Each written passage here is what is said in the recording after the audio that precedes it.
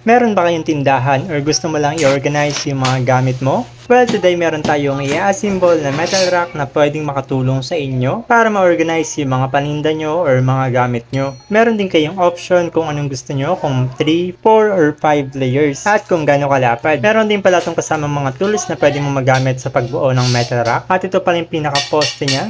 Ang solid nito par medyo makapal to kumpara sa iba. Tapos pagdudukungin lang natin tong dalawa para maging mataas siya. So bali 8 pieces yung ganito natin. Ito nga pala yung para sa paa niya para hindi magasgasan yung paglalapagan nyo. 4 na piraso na din to para malagyan lahat ng mga paa. At ito na nga kinakabit na natin yung first layer. At ito talaga yung part na pinakamahirap kasi gumagawang siya. So nakabit na natin first layer mga par. So ito talaga mahirap yung first layer.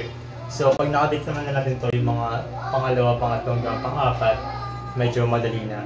Well, anyway, tapusin natin itong mga par.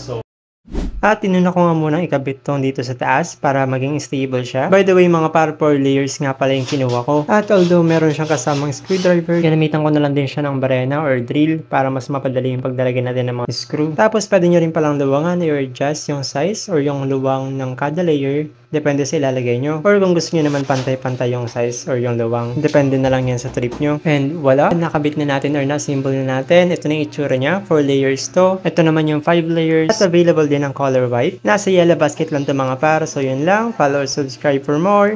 Push!